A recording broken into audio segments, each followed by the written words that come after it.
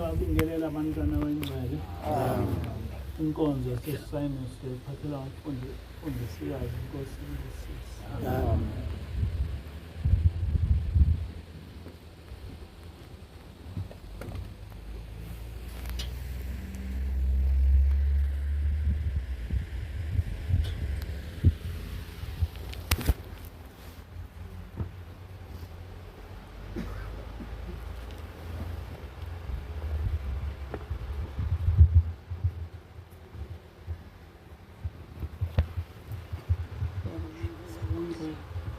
Amen. Baba ngiyakuthanda kepha wena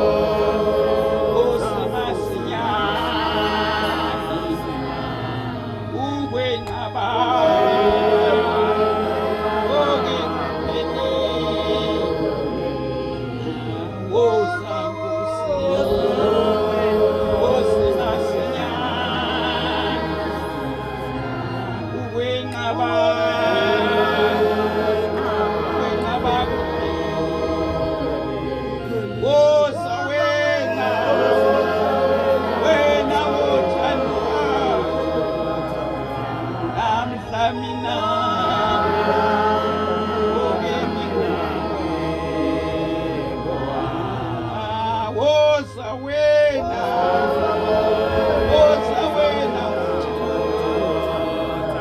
awunamhla mina namuhla mina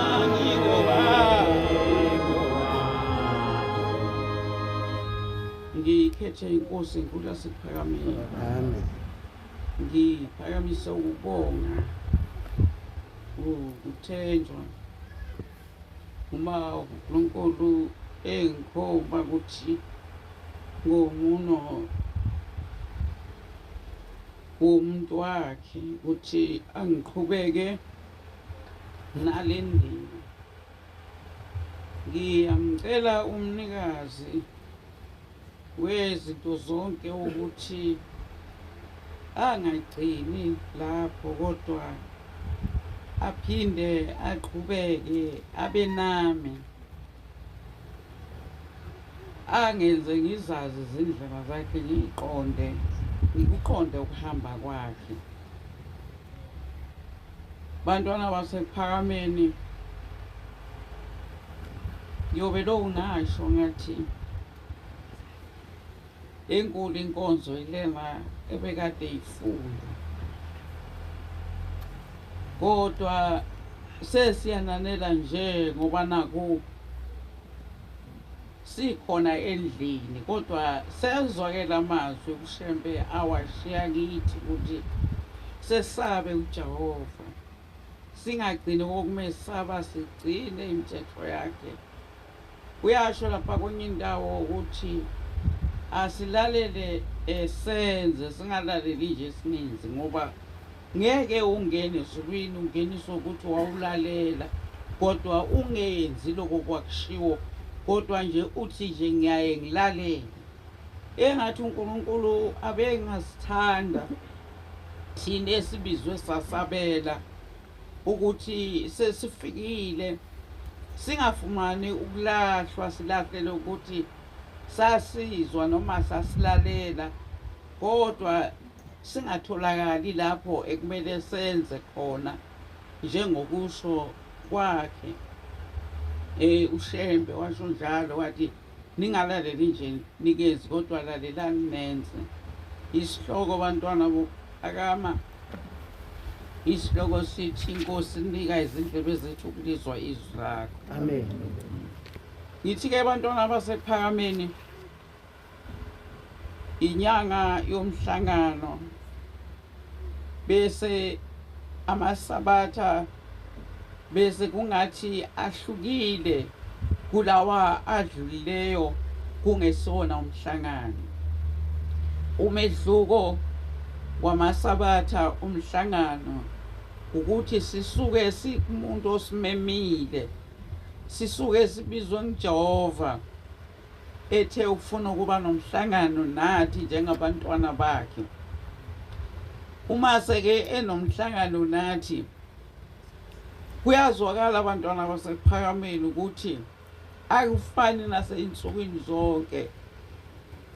uJehova ukhona phakathi kwethu njengokusibiza kwakhe. Uzobheka bona laba abalalela benze, uzobabheka nalabo abalalela bangenzi, kodwa nje baqhoshe ngokuthi bona baye balalele kodwa bangenzi lutho.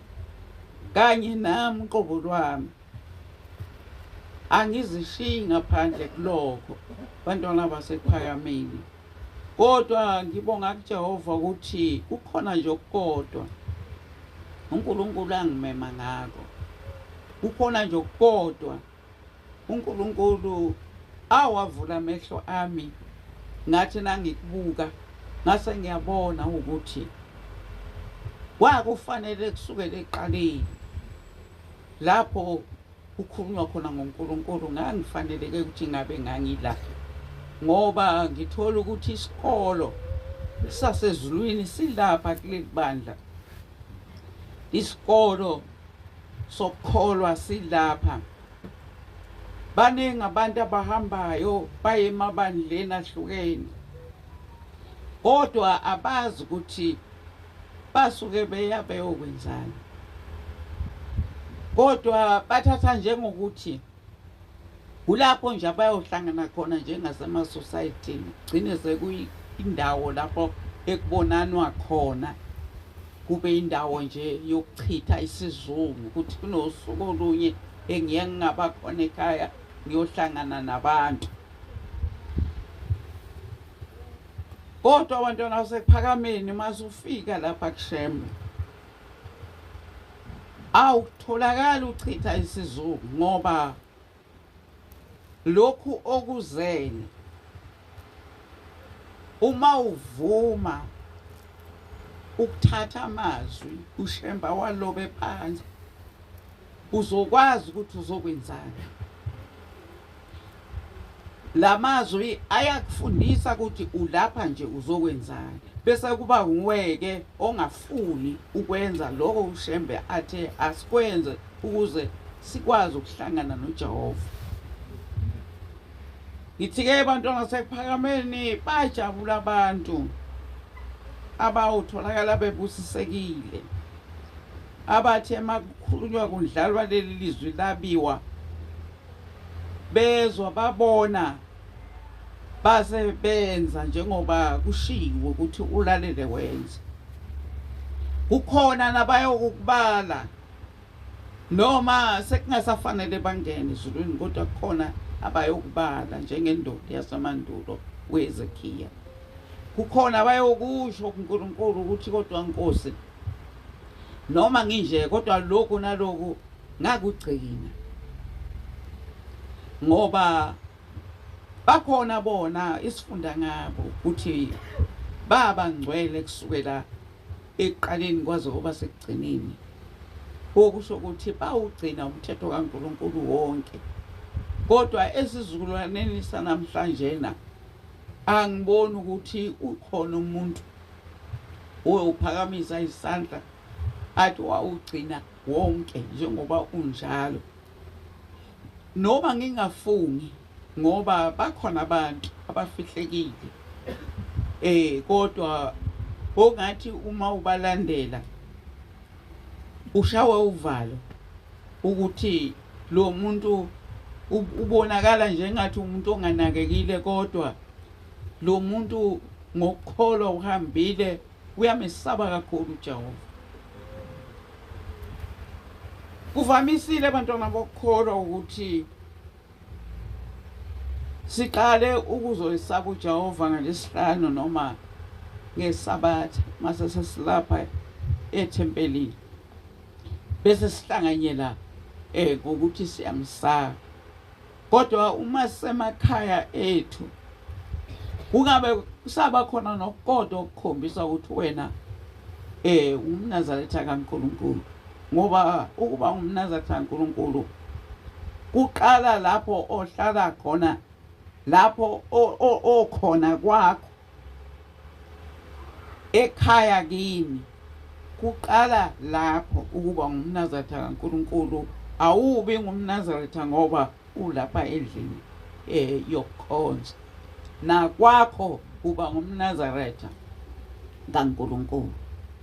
Ngithi-ke bantwana basePhakameni, engathi uJehova angasithanda kakhulukazi thina esikhulumayo, thina esilabayo leli lizwi siliqhubekise phambili, ngoba uShembe wafika walendlala, kodwa sesiyagcizelela kulokho, singatholi lokho kwakushiwo ngumntana enkosi uMagogo kaDinuzulu.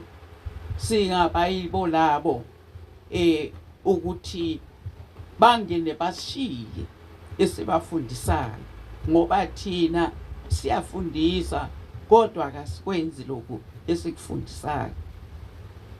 Ngisho ukuthi-ke bantwana basePhakameni, eqinisweni lonke bonke abantu abalapha kuleli bandla akekho ongathi yena akazi lutho, ubengazi yena ukuthi mayenza lokhu yona, ngoba uNkulunkulu uyomphikisa. uNkulunkulu uyomphikisa, uyokusho ukuthi cha, awukwazi ukusho lokho. Ngeke usho lokho ngoba iviki neviki uhlala ukhona esikolweni lapho ekufundwa khona. Kodwa wahluleka ukuthi ufundisise ukuze uphase wangaba nandaba. Ithi-ke bantwana basekuphakameni ayikho enye into uShembe akhulume ngayo engangokuba esifundisa ukuthi sesisabe uJehova, esifundisa ukuthi ukuphila konke kwethu kuJehova nempumelelo yethu nako konke.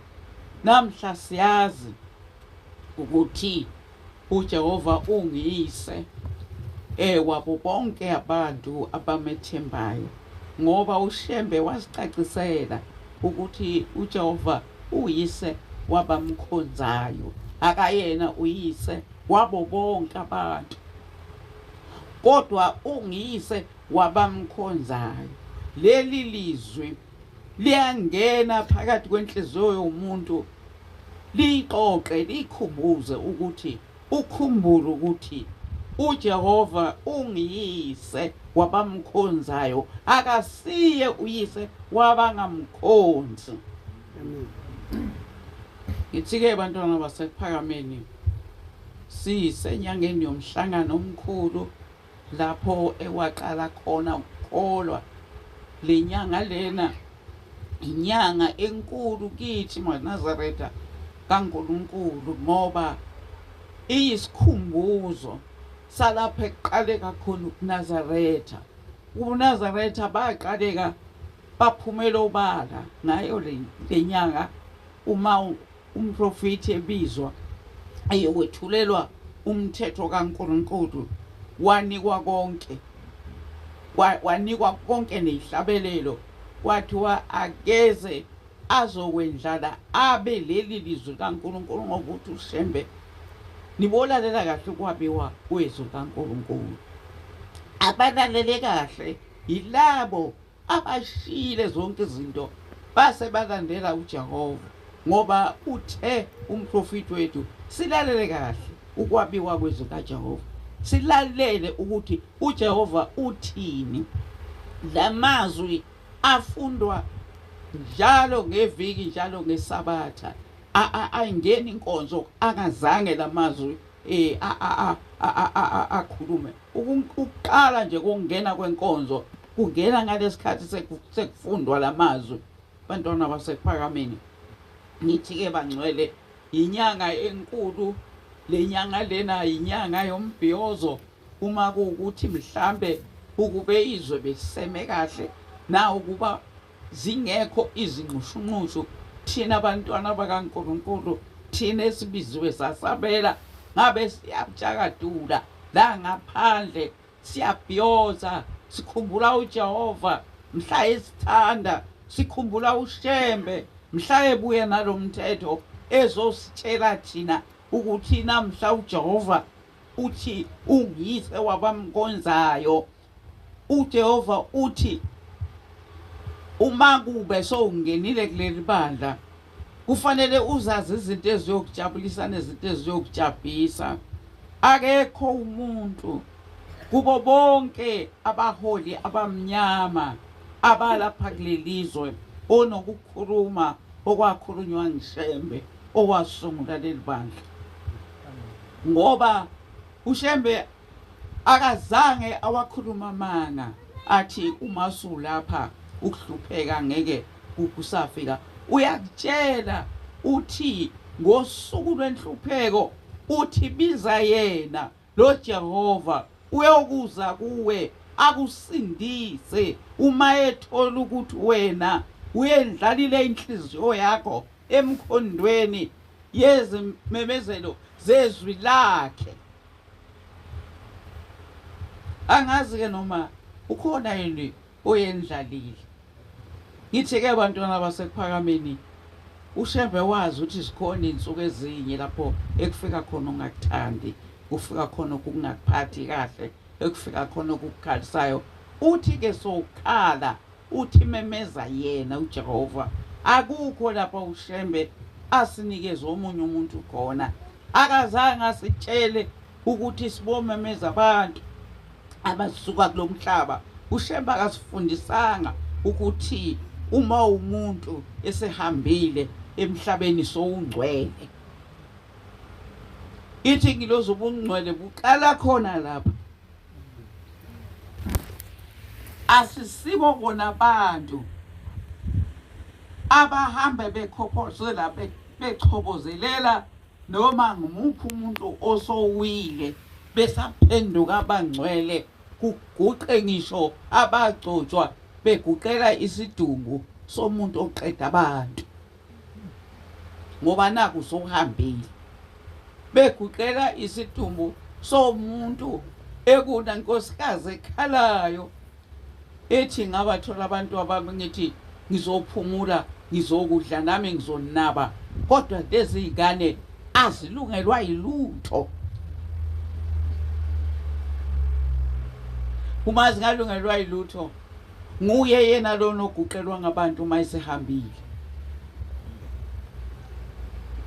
Washiya anakaze wanakaza, abanye ababulala, abanye abavala inzalo, abanye abavala imali, abahluphekisa abantu. Kodwa malifika igama lithi akasekho, uma kuthiwa emngcwabeni bonke abantu bayamguqela, yize bemazi ukuthi lo muntu lona akenzanga kahle phambi kaNkulunkulu, uhlulekile ukuguqela uNkulunkulu owamdala eselapha emhlabeni. Kodwa abeseguqelwa yinkumbi zabantu ezize kuzomfihla, bese athola ubungcwele, athole ukuhlonipheka okungakaze kutholwe ngisho ngabantu abenze kahle, ngisho abangaguqi, abangawathobeli ngisho amakhosi. Kodwa lapho ekushone khona uthola sebeguqa sebekujama, bahlonipha isidumbu somuntu oqeda abantu phambi kwabo. Ukuthi ukutholaphi ukuhlonipheka okungaka umuntu ongenzanga kahle emphakathini? Asiyiphathi indaba kaNkulunkulu, sikhuluma nje ngomphakathi abehleli nawo. Lo muntu besabeka njengebhubesi ukuthi noma behlangana naye umuntu ehamba yedwa abesebamba isiquqo athi inkosi ngikhumbule uhlangana kwami nalo muntu, angazi noma ngisazophinda ngifikeni kubantu abami, ngizofikeni kubazali bami, akukho yini azokufuna kimi akuthathe ngenkani engizothi mangala akhiphe isibaba ngidubule ngiphele khona lapho. Zikhona phela izigebengu ezisolwayo ekuthiwa kuyasola, kodwa khona lezi ezingasolwa ezingena icana sana semini zingabi nandaba ukuthi uyazazi ukuthi ngeza kabani, zitshela nje ukuthi ungeke uzenze lutho, uzothi ungasho ube sesowuba kuphi. Kodwa uma sesihambile sihlonishwa ngisho ngamakhosi. Manje ke ngiyabonga ukuthi uShembe wasihlukanisela ukuthi uNkulunkulu nguyise wabamkhonzayo kuphela, nanokuthi asisiba abantu abaphakamisela isidumbu izandla ngoba umuntu usuke ephumile kuso, kodwa isidumbu esiyaye sishone phansi umuntu vele nangalesikhathi aphila obethi mayeqhamuka sikwenze lokho obemkhulu kithi. Ithi-ke bantwana basePhakameni, yinyanga lapho uShembe ahlupheka khona kakhulu, ehluphekela ukuthi mina nawe sazi uNkulunkulu, ehluphekela ukuthi mina nawe uma sedlula kulomhlaba sihambe siyongena emzini okhazimulayo. Waze wasitshela nokuthi lo muzi asimemela kuwo oyingcwele wathi ukhazimula phezulu kwelanga nenyanga, enzela ukuthi singasho ukuthi sasingazi, sazi ukuthi uma sizithoba phambi kwakhe, uma ngabe sigcina lemithetho kaJehova, sibe naso isithombe sokuthi ikhaya lethu linjani leli esimenyelwe kulona. Bantwana basePhakameni, waphinda wasivezela ukuthi siyothi lapho singalaleli singayigcini imithetho kaNkulunkulu, wasitshela ukuthi esihogweni akukhalelwa muntu, okusho ukuthi kukwakhala esakhe, nobani ukhala esakhe isililo. Wasitshela ukuthi akumnandi, akukho kuhle esihogweni, kuyakhalwa kuyalilwa khona, enzela ukuthi sizikhethele thina ukuthi sikhetha lo muzo oyingcwele okhaza umla phezu kwelanga nenyanga, noma sikhetha ukuya lapha kwakhala esakhe. Sikhetha lapho ekunesililo khona, lapha ekuthiwa khona amanzi akhona, izinyembezi. Akaze afihle lutho, konke ukushilo bantwana basePhakameni. Nanamhla ngithi ufunda iBhayibheli ikhuluma ngokuthi kufanele uhloniphe uJehova. Bonke abaprofiti nabaholi basemandulo ababeyisebenzi zikaNkulunkulu, uma ufunda indaba yabo bakubisela lapho uShembe asho khona, bakhuluma ngoJehova, akekho okhuluma ngoyihlo omkhulu. Ngithi-ke bantwana basePhakameni, uNkulunkulu akasithande singaliwa, ngoba besiyitholile inhlanhla yokuthi uShembe wavuma uma emenyezwa uJehova, wasabela esabelela ukuthi ayokuzwa ukuthi uNkulunkulu ufunani kuye nakubantu bakhe bonke. Namuhla siyazi ukuthi isabatha namhlanje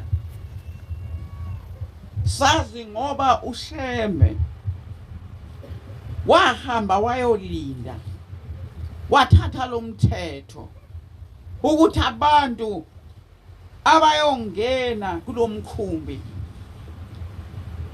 balalele ukuthi ugcinwa komthetho kaNkulunkulu okokuqala okugcina isabatha likaJehova, ngoba uthi-ke uShembe uJehova waphumula kulolu suku, waphumula uJehova, waphumula ngisho konke okukhona.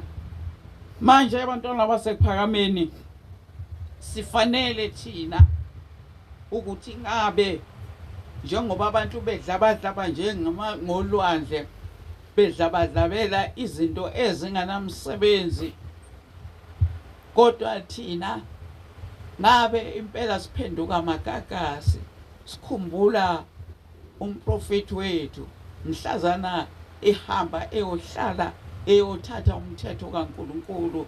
Sithi ngumhlangano njena, sasingeke sathi ngumhlangano uma uShembe wayengazange aye ukuyokhuluma noNkulunkulu, ayolalela, ngoba wayengayokhuluma kodwa wayeyolalela ukuthi uJehova uthini.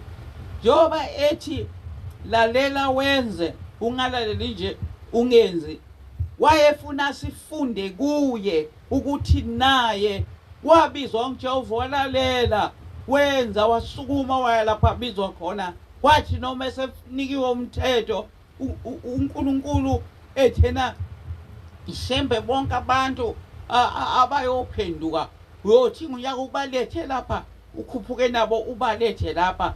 Nangempela wathi mase bekhona esebalizwayo lezwi, uShembe wakwenza lokho, wabathatha abantu wabasa ebusweni bukaJehova lapho ahlangana khona naye.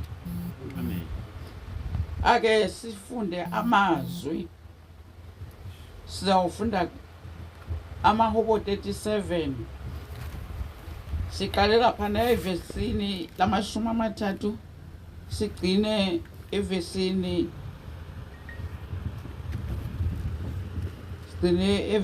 lama-34.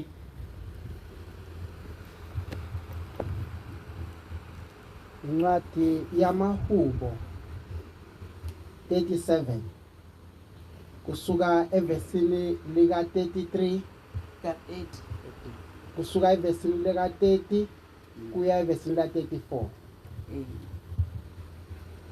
Umlomo wolungileyo ushumayela ukuhlakanipha. Ulimi lwakhe lukhuluma ukulunga.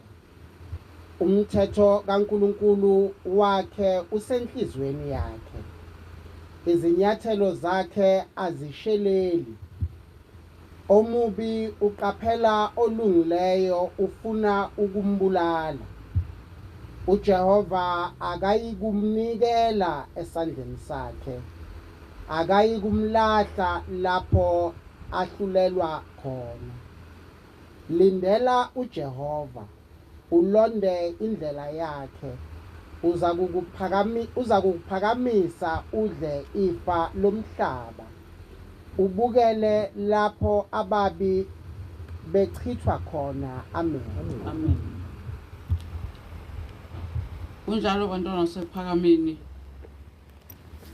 Kuye kube njalo.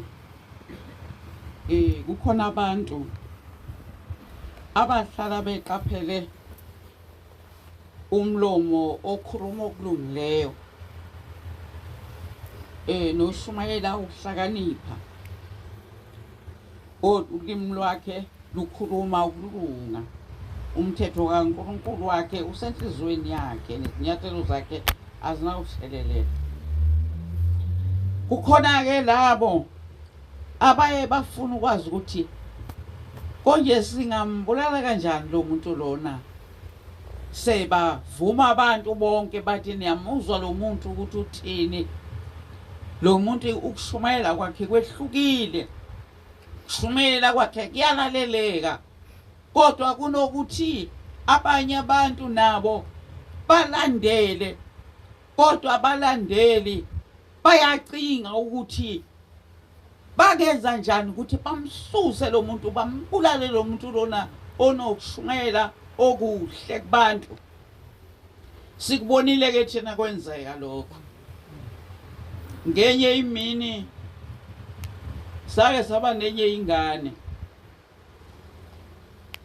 Le ngane yase isho yathi kwathi uma qaleka lelibandla umholi wethu wakuthi makuyisabatha ahambe aye ePhayindani afike amisa imoto alalele ukuthi ubaba Melusi uthi ushumayela kanjani.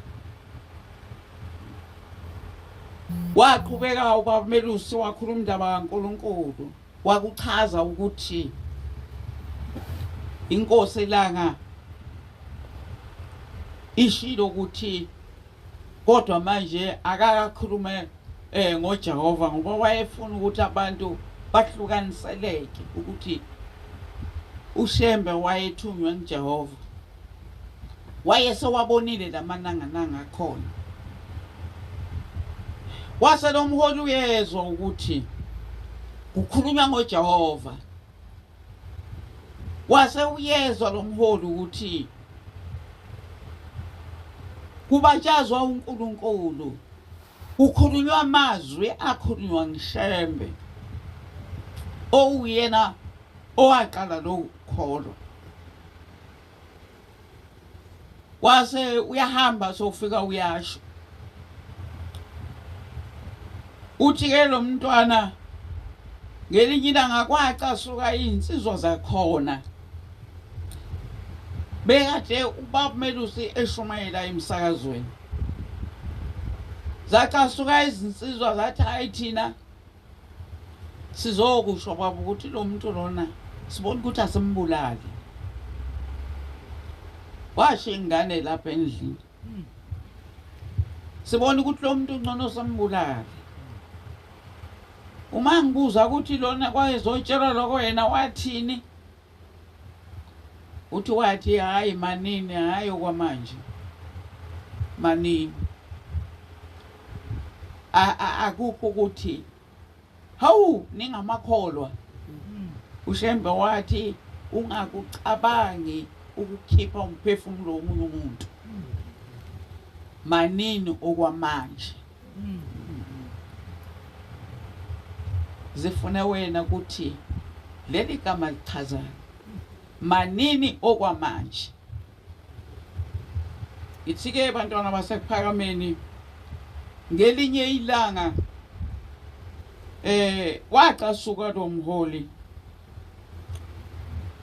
bekukade eShumayela wabumelusi wayesephumela obala wathi asihlanganeni sihlangane thina mndeni wamahlelo wonke simbulale lo muntu lona abadlelani abahambelani ngisho noma ngabe kuvela isifo akazange akufune lokho ukuthi uNkulunkulu uzothini masingazwani singabantwana bomuntu ake sihlale phansi sibonisane ngoba siyindlu eyodwa kodwa wathi abahlangane ukuze bebulale lo oShumayela ngokulunga nangokuhlakanipha njengoba isho incwadi ithi omubi uqaphela olungileyo ufuna ukumbulala lokhu sakubona ngamehlo sakuzwa ngendlebe zethu ukuthi isono kwakuyini kodwa kwatholakala ukuthi isono ukhuluma ngobaba mkhulu isono ukhuluma ngoJehova ngoba isikhathi lesesabo base sebebonile ukuthi ukuze umhlaba ubone bona fanele ukuthi kuphele igama likababa mkhulu uma kuphela leli kababa mkhulu kuzophela naleli likaJehova ngoba lafika naye nguye okhuluma ngalo uma uqeda ushembe masithi ushembe lapha sifundisa ngisho ingane ushembe masikhuluma ngoshembe sikhuluma ngobaba mkhulu asikhulumi ngomunye umuntu sikhuluma ngoshembe owathunywa uJehova ekunguye okungukuphela kwakhe owakhuluma noJehova ubuso nobuso akekho omunye owahamba waya kuleya ntaba wayohlala yedwa ngoba abakwazi ukuyohlala ngoba akekho obabizayo uJehova wayekhuluma noShembe ngoba wayembizile embizele ukumtshela umthetho ukuthi akawunabisele kubantu abaphendukayo bese bewugcina lo mthetho kodwa ngoba namuhla sekugcwele abangabizwanga nguJehova kodwa babizwe ngabantu ngeke baqede ngisho umzuzu omhlanu bebodwa lapha entabeni namanje uma beyile bayagadwa njengami njengoba ngingelutho nje bayagadwa ngeingadlangadla zezibhamu begadelwa khona kuyo yona le ntaba ocaca kahle ukuthi munye uShembe nguye lona owakhuluma noNkulunkulu inkosi langa yayihlukanisa kahle lokhu ukuthi uShembe kusho ubaba mkhulu hayi ubani nobani ngithi-ke bangcwele lokho kubhalwe lapha kwasehlela thina savikelwa uJehova nanxa athi lo mholi akebema okwamanje kodwa wavuka ulaka ngelanga wathi abahlangane bayindlu yesibongo sabo babulale lo obekhuluma lapha emsakazweni eShumayela ngobaba mkhulu ekhuluma zonke izinto ezenzeka ngobaba mkhulu kodwa wacasuka wathi ake sikubekele eceleni ukungezwani kwethu sike sihlangane sibulale nangumuntu ngithi-ke bantwana basekuphakameni akukaze kungimangaze ukuthi yini eyayenza asho njalo ngabona ukuthi njengoba sebahlala sebathathe izihlalo ezinkulu ngempela uma ukhuluma ngobaba mkhulu uyabahlazisa uma ungakhuluma ngezinto ezashiwo ngubaba mkhulu waqala leli bandla vele uyabahlazisa yikho ke evalwa ukuthi akamuso kube kusashiwo lutho ngaye akumuso kube kusaziwa yilesi sizukulwane semanje sikhona manje ukuthi wafika uShembe emhlabeni wahamba waya entabeni wayolanda umthetho kaNkulunkulu lona esiwugcinayo. Namhlanje bonke abantu abangamaNazaretha bonke bebathi mbongeni uJehova, kodwa konke lokho bakuzwa ngoShembe. Ngithi-ke bangcwele, wabona uBabilanga ukuthi uyaphela umlando womprofeti. Mayekhuluma ubaba Melusi, ekhuluma kwawa amakhukhwana wangapha nangapha, kodwa ekhuluma namaNazaretha kaNkulunkulu. Kodwa awa nalapho abantu abangakholwa khona sasizwa ngabo, ngoba babefika lapha bezositshela ukuthi sebawasusile, ngoba lezi zinto ubamele usayishoyo, lezi zinto ezishoyo ingilosi ziyiqiniso. Ngithi-ke bantwana basephakameni, uJehova akabe nathi, siwugcine umthetho wakhe. Njengoba ngikhuluma lento ngithi sake sayibona, ngikhulumiswa ukubonga uNkulunkulu, ngoba uma uphunyuke ekufeni ungacabanga ukuthi uphunyule ngoba umkhulu noma uphunyuke ngoba uhlakaniphile. Kufanele ukuthi umveze umvikeli wakho, umveze ukuthi ngenye imini kasekuhleliwe ukuthi ngiyafa, ngiyabulawa, kodwa uNkulunkulu akangishiyanga njengoba esho njena lapha ethi angeke akunikele ngawe wena wakhe. Noma ababi sebekaphela wena, sebekuzingela, uthi angeke anikele ngawe ngoba wena uzobe ungumuntu wakhe, ngoba ugcinela yena umthetho. Bantwana basekuphakameni, yasho njalo ingilosi yathi awu akusenabuye kwenzeke ukuthi kufe uAbela, sebaye sekuyawufa bona uGayini. Amen. Sathokoza sajabula. Amen. Ngempela abantwana basekuphakameni, siyawubona umsebenzi kaJehova, siyabonga kuShembe okungiyena wasinikeza lawa amazwi ukuthi sazi ukuthi uma ngabe sikhonza uJehova angeke senzeke lutho, akana unikela ngathi ezitheni zethu.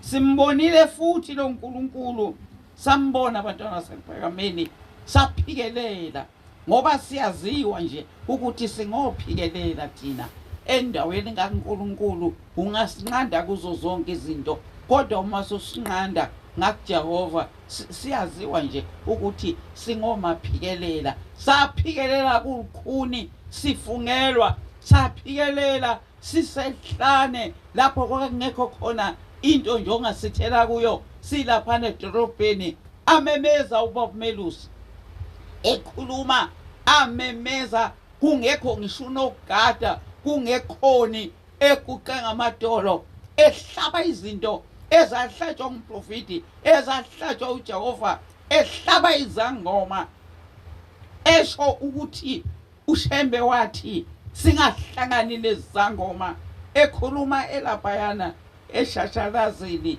Kodwa lo uNkulunkulu wasivikela, wathi noma sesisuswa azange sisuke, saze sahamba thina sesitholile indawo, sahamba sayobonga kumasipala, saze siyeza-ke siza lapha. Kwafeke kwabanzima kakhulu ngoba yonke into ekhona umlando singakhohlwa yiwo umlando. Bantwana basephakameni, sake sathi siyahlangana simkhonza uJehova, nakhona ngapha sisesigangeni simkhonza uNkulunkulu wasephakameni.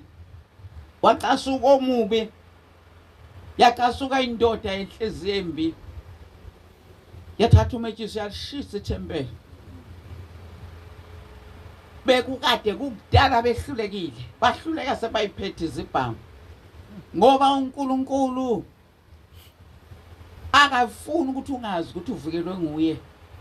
Kwafika umfundisi wenkonzo wamtshela ubaba ukuthi njengoba labantu laba ebebefika lapha bathi bayakha bona ngenkani endaweni ebekade inikwe thina, bekungasiba abantu kodwa bekuyisu ukuthi laba banikwa izibhamu uma bemdubula bese kuthiwa bekunombango ukwakha abantu bafuna ukwakha lapha kanti ushaywa yiwo amakholwa.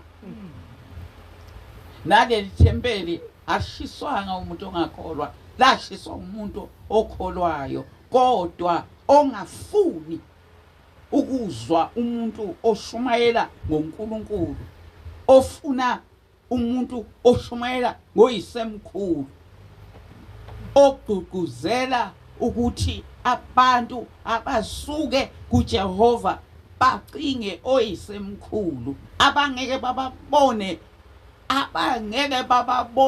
abangabazi nokuthi bamiswe kuliphi khona. Bashisa ithempeli sasonta khona linjalo. Singomaphikelela thina ngoJehova. Amen. Saphikelela singaphethe lutho. Saphikelela kungekho nokukada kungekhoni. Sasenza u14 ebusuku kwenza u23 kumnyama lapha yana. Babengashaya basiqede singababoni bangobani. Kodwa njengoba esho uJehova ethi akana umshiyo wakhe akashiyanga abantwana basephakameni. Saqhubeka sabanjalo. Kwathi noma uSathane esengena kwabanye ade silwa nabo sibambile nabo wangena kubo, kodwa futhi noma sesisele sesiyidlanzana idlakela zonke seyiphumile ezayisatshwa laphana, kwakungathi ngeke siphinde siye laphana siyokhona, kodwa saphikelela sakhonza khona, sakhonza bantwana basephakameni. Saya sahamba sakunjalo sesizwile ukuthi izibhamu ziqhamuka ngapha lapho esiqhamuka khona ukuthi kubulawe lona, njengoba wayeshilo loyamoli wathi abahlangane, kodwa lona wayekade ebanikezona bantwana basephakameni. Namhlanje na uJehova wamthatha phambi komholi wakhe, wafa ethethiswa nguye lo mholi bethu yamndwela, efuna ukubulala thina ethulwela lo mholi, kodwa ukufa sekume phambi kwakhe eza naye ethulandela umkhondo wolimi lamakholwa ukuthi ukhona umuntu owayeseya afa, kodwa wathi mayemikiswa enkosini yasephakameni yafike yakukhuza ukufa waphila umuntu. Bathi bahamba ngalokho, bathi bayafika, bathi bazombikela ukuthi nangu umuntu uyagula, wathi uselapha kanti ngutshelile kulevike liphelile ngathi hamba buyele emzini wakho. Abaholi bey'nsuku zokugcina befika umuntu kuthiwe nangu uyafa, aphume ubaba afika akhulume noNkulunkulu, umuntu aphuma sayihambela, ngoba ithemba lethu lalilapho ukuthi lona ngoba yena ungumholi wethu uJehova useduze kwakhe uzophila lo muntu. Kodwa lo mgcotshwa washona ethethiswa, lona okuyena enikezela ngezibhamu ukuthi kuziqeda ubaba, ngoba babefuna ukushaya yena ethulwela lo mholi. Kodwa wafika ezulwini egcwele inyembezi, uma ngaba yenyembe, kodwa uma ngaba khona lapha ezulwini lomndeni wafuka kwamthulisa amesulu amakehla kubo, amesulu inyembezi akade seyikhaliswa ngulona bekade emlwela bantwana basephakameni. Ngasho njalo nakudala ngithi bonke abantu abathi nababusa babuse kabi endaweni kaNkulunkulu. Ngasho naqala ngathi nabanye ababekade behlukumeza abantu, behlukumeza nobabumelusi, kodwa baphuma kabuhlungu, baphuma sebeshawa ngezingqoko ababebusa ngazo, ngoba babehlawulisa abantu iy'nkabi ney'ntondolo, badle imikhono, badle zonke izinto izitho ezikahle esilwaneni, bedla izono zabantu. Kodwa bashawa ngazo lezi ngqoko ababebusa ngazo, zaphukela emahlombe abo, begijima bebaleka, ngoba ngeke ungabalekile ifu, ngoba kwakuyifu amaNazaretha abanye babo baphuma lapha kwangeke kuphume khona ngisho intuthwane. kodwa baphuma ngoba kwakuhlatshelelwa ihubo elihlatshelelwa mase kuphuma umuntu ongasekho kule bandla. Isihlabelelo insizwa zithi lapho sengibona sengiphuma emasangweni nasekuphakameni wabona ukuthi na umhlaba ugoqwa nami waphuma kwencane into uphuma wahamba, kodwa wayehlukumeza abantu, ehlukumeza ngisho amakhosi ngoba wayazi ukuthi kungamanga lokuthi okungapheli kuyahlola. Azange abe khona ngisho kuyotshalwa inkosi uThingo lona yenqaba naye uma ngabe sizile akaba ngakhona. Thina kodwa sasuka la sahamba sawungena khona ebuhleni phakathi sahamba seyibandla sophelezela inkosi uThingo. Ngithi ke abantwana sekuphakameni kodwa laba babebusa babengekho, ibandla lengasabafuni nalapho abahambe khona. Unjalo ke uJehova uma ngabe umuntu ezikhohlwa ukuthi wazi sokwenzani kuleli bandla, uNkulunkulu uyachaza lapha uthi ke ngeke amshiye owakhe. Kungako abantwana basekuphakameni ngeke ngakukhohlwa lokho, ngikukhumbula ngoba inyanga lena uShembe aqala ngayo ukukhuluma noNkulunkulu ubuso nobuso, futhi anginako umkhohlwa uJehova esivikela ngoba lelinye ilanga uyahamba. Kufanele sazi ukuthi zikhona izinsuku abantu basekuphakameni ezifikela umuntu zisinde zibe ngamatshe. Uma singabuyela lapha nasifunde lapha uAmahubo 18 bese sifunda lapha na u4, sifunda u4 size siphelele ku6, sizo ukuthi uthini uNkulunkulu, uthini uDavida, uthi kwenzakalani ekuhluphekeni kwakhe. Incwadi yamaHubo 18 kusuka evesini lesi4 kuya kwelesi6. Ngiyamemeza kuJehova. No, Amen. no, 18 uMahubo 18 kusuka kuverse 4. suka ku-verse 4 isikhrithi sahluko lesi ngoba nangu 1 no 2. Amen. Iverse 4. Izintambo zokufa zangizungelezela, izikhukhula zokona zangethusa. Izintambo zasendaweni yabafileyo zangizungeza, izihibe zokufa zangehlela. Ekuhluphekeni kwami ngambiza uJehova, ngakhala kuNkulunkulu wami, walizwa izwi lami esethempelini lakhe. Ukukhala kwami phambi kwakhe kwangena ezindlebeni zakhe. Amen. Amen. Kulapho ke bantwana basekuphakameni nathi sakhala sizungezwe ukufa ngapha nangapha, imemezile indoda imemezela ithi asihlanganeni ndla kwethu sibulale lo muntu. Kodwa uNkulunkulu wabanathi bantwana basekuphakameni, akuzange kulahleke ngisho yedwa. Saphuma nje nakhona laphana saphuma ngoba kwakuyindawo esazivele sinjengabantu abayiqashile. Saphuma abantwana basekuphakameni nalapho babengena baphuma besonela basho konke, kodwa sisuka ngaNkulunkulu saphikelela kuze kube namhlanje nabangcwele. Babekhuluma bethi inyanga ezintathu ngeke iphele leli bandla likhona, kodwa namhlanje ngiyazibuza ukuthi uma bebuka ngendlela elingayo le bandla babona ukuthi kuyiqiniso into ababekusho. Baphikiswa ngibani kuloko? Baphikiswa ngumnikazi webandla. Ngeke singakhulumi ngakho ngoba kungumlando ekufanele waziwe yizo zonke izizukulwane zakule bandla ukuthi sisuke ebuzimeni obungakanani. Ngithi ke bantwana basekuphakameni uNkulunkulu abe nathi njalo noma intambo zokufa sezisizungezile, noma izikhukhula zokona zisethusa izintambo zasendaweni yabafileyo sezizungezile nezihibe zokufa engathi uNkulunkulu wasephakameni angasikhipha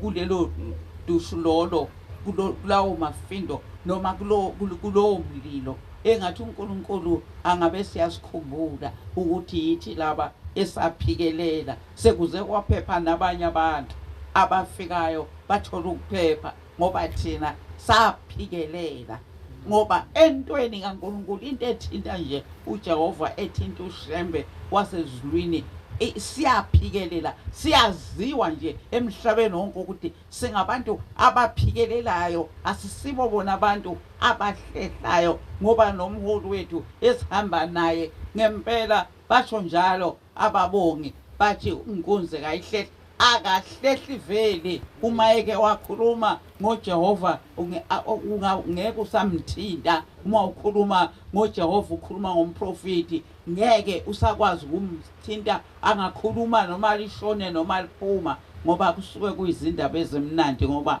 abacoshayo bayasizakala ngoba bagcina sebenza abaningi abantu abakhona lapha bacosha khona lapho abasebaningi abantu abaphuma ebuhleni sebancane kabi abantu abaningi yilaba ababelalela bese bayenza yilaba ababelalela abantu beza mhla kuvuleke impi yokuwa kwamadokodo ayisidleke zokuhlupheka abizwa ngamaqugwane awa umhlaba wonke bawawisa yonke indawo bawadukuza abawawisa omuntu bawashone wathi ngivele ngaboleke ngapha ngobolekela imbazo ngaso leso sikhathi ngashaya insika zaye zawela lapha ngoba ngiyamuzwa ukuthi ubambazi ukhuluma nami lento ayishoyo ethi yawenzeka yena uthi izowenzeka kimi yaseyenzekile ngaphelelwa yonke into ngendaba yalendlu uthi ngayingenela ngembazo wathi ayikho ukuthi ngiqoqa konke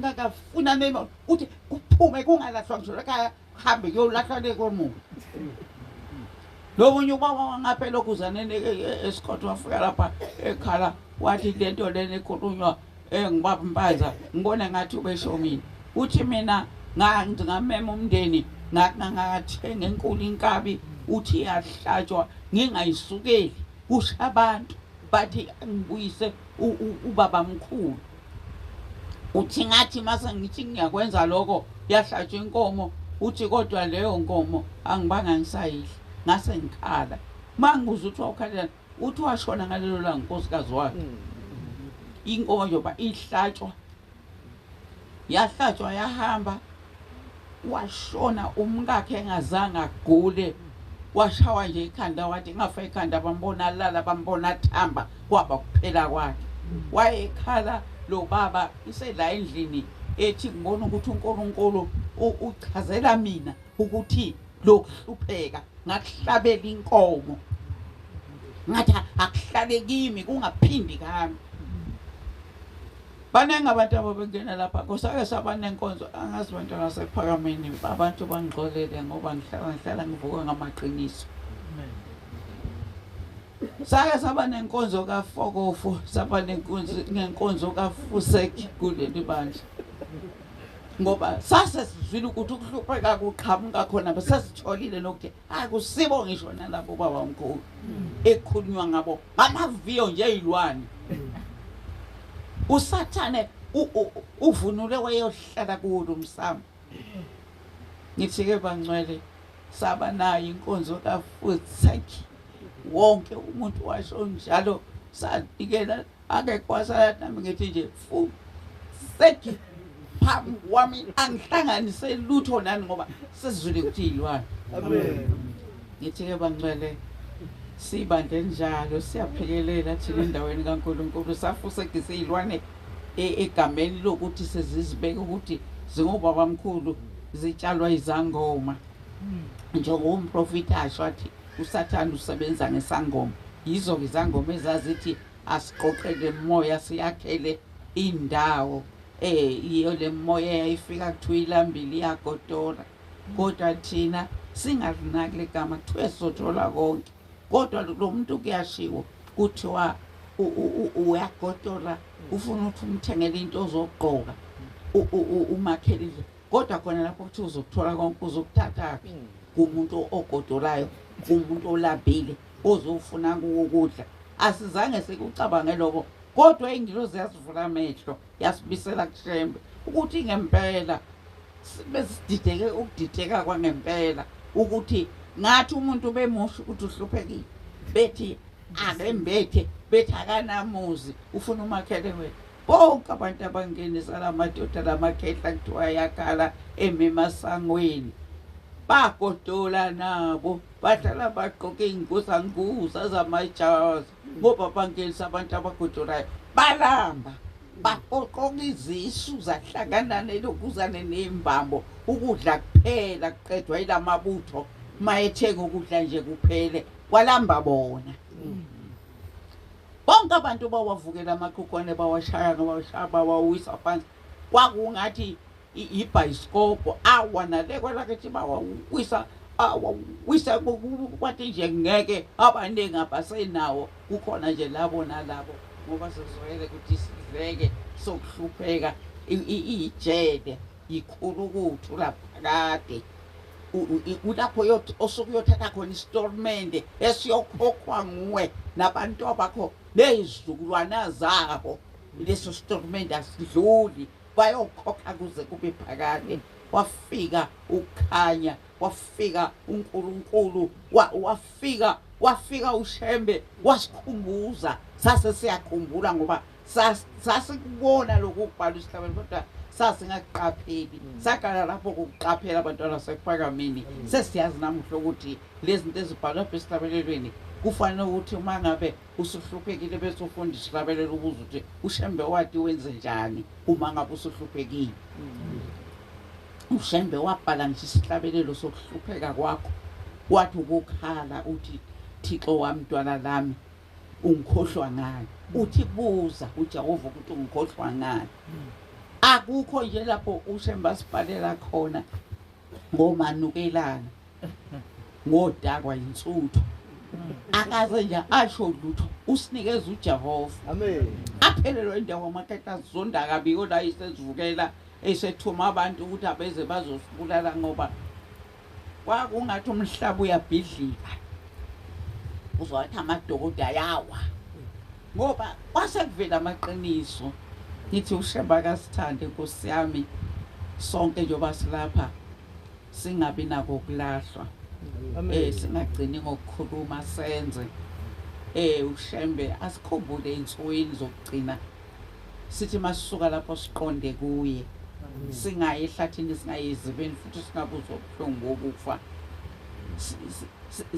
sibe ngabantu abayongena kuloya muzi futhi noma sesifika lapho thina siba abantu abazobuya bazohlupha abantu bathi balambile ngoba uma sisuka lapha siya kuleli uma sisebenze kahle sahamba kahle siya lapha kuleli yazulu eliwumuzi okhazimula phezu kwelanga nenyanga asiyilapha yana okunomehluleli obeka ikhamba lamasi eduze kwakhe asiyilapha asiyi siyale lapha kwasho khona ushembe wathi izulu likhazimula phezu kwelanga nenyanga asiyi umehluleli ohlulela abantu ngokuthi babe ngabenzi ngani utshwala ezulwini lotshwala ezulwini lezitwaba asiyi ezulweni lodaka ekuthiwa ngeke ungene khona uma ungazange uyibhice ngodaka siyongena kulezulu elihle ushembe athi asibe bahle uma ngabe siya kuba inkosi buseni kuzwini